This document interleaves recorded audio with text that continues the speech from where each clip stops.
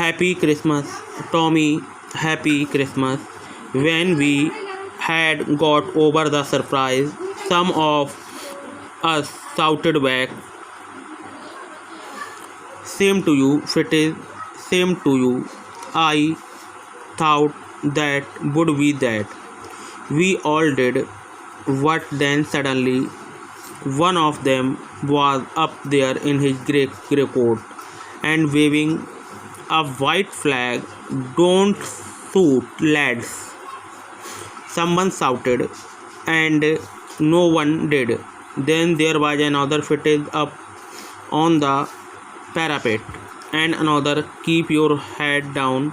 I told the man it is trick, but it was not. My dear student, I shall tell you every meaning, one word, two word meaning. Okay, don't worry, because in this term I cannot explain you, I cannot tell you the meaning of word, because this is a reading portion and I only read the whole chapter. Okay, so don't worry.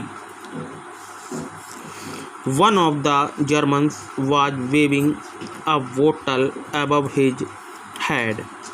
It is Christmas Day, Tommy. We have snaps, we have sausage, we meet you. Yes, why this time? There were dozens of them walking towards us across no man's land, and not a rifle between them. Little Private Morris was the first up. Come on, boys, what are we waiting for? And then there was no stopping them. I was the officer. I should have stopped them there and then. I suppose what the truth is that it never even occurred to me I should. All along that line and ours, I could see men walking slowly towards one another. Grey coats, khaki coats meeting in the middle, and I was one of them. I was part of this. In the middle of the war, we were making peace. You can't imagine, dearest Connie, my feeling as I looked into the eyes of footage officer who approached me, hand outstretched. Hans Wolf, he said, gripping my hand warmly and holding it.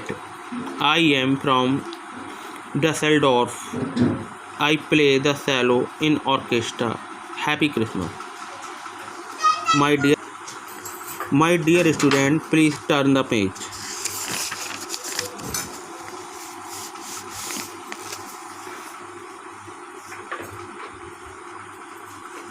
Captain Jim McPherson, I replied, and a happy Christmas to you too. I am a school teacher from Dorset, in the west of England. Oh, Dorset, he smiled. I know this place. I know it very well. We shared my rum ration and his excellent sausage, and we talked conies how we talked. He spoke almost perfect English, but it turned out that he had never set foot in Dorset, never even been to England. He had learned all he knew of England from school and from reading books in English. His favorite writer was Thomas Hardy. His favorite book, Far from the Madding Crowd. So out there is no man's land. We talked in Bathsheba, Gabriel Oak, and Sergeant Taw, and Dorset. These all related to the Thomas Hardy novel For and From the Madding Crowd. Who? Bathsheba, Gabriel Oak, Sergeant Rowe, and Dorset. Okay? He had a wife and one son, born just 6 months ago. I looked about me. There were huddles of khaki and grey everywhere, all over no man's land, smoking, laughing, talking, drinking, eating. Hans Wolf and I shared what was left of your wonderful Christmas cake. Connie, he thought the marzipan was the best he had ever tasted. I agreed, we agreed about everything, and he was my enemy. There never was a Christmas party like it, Connie. Then someone I don't know who brought out a football greatcoat were dumped in piles to make goalposts, and the next thing we knew it was Tommy against Fritz out in the middle of no man's land. Hans, Wolf, and I looked on the chair, clapping our hands and stamping our feet to keep out the cold as much as anything. There was a moment when I noticed our breeze mingling in the air between us. He saw it too and smiled. Jim McPherson, he said after a while. I think this is how we should resolve this war.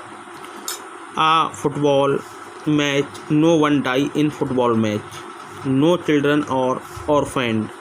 No wife become widow. I did prefer cricket, I told him. Then we Tommies could be sure of winning. Probably.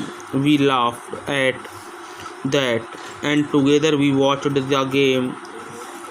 Sad to say, Connie Fittizbone 2-1, but as Hans Wolf generously said, our goal was wider than theirs, so it was not quite fair. The time came, and all too soon, when the game was finished. The snacks and the rum and the sausage had no long since run out, and we knew it was all over. I wished Hans well and told him I hoped he would see his family. The time came, and all too soon, when the game was finished. The snacks and the rum and the sausage had long since run out, and we knew it was all over. I wished Hans well and told him I hoped he would see his family again soon, that the fighting would end and we could all go home. I think that it what every soldier wants on both sides. Hans Wolf said, "Take care, Jim McPherson. I shall never forget this moment, nor you." He saluted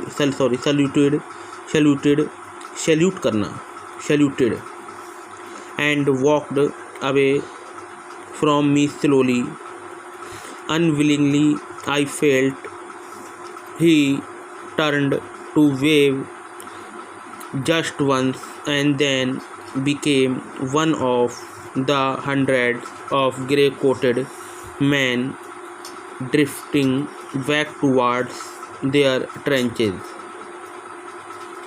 That night, back in our dugout, we heard from them singing a carol.